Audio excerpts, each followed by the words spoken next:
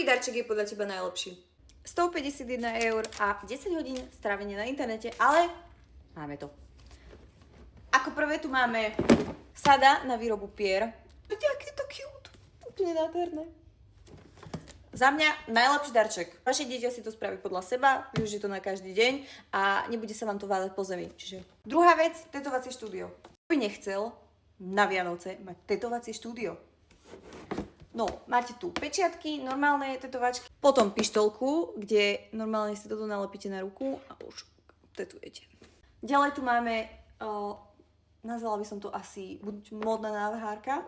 Vy si predkreslíte danú postavičku a na základe týchto všetkých vecí už proste kombinujete, striháte, vyfarbujete. Toto je niečo, čo som ja strašne chcela, keď som bola malá. Mala som niečo podobné, ale nie takéto super. A to sú normálne, že môžete si vytvoriť vlastné nálepky na zošit úplne. Nejdem vám to tu rozbalovať, lebo je to darček, ale ja keď som aj videla tie flitry, tie všetko, no nádhera. No a posledná hračka je, prosím pekne, že manikúra pre dievčatá. Tu je lak, tu je fukár a to sú nálepky a to sú glitre.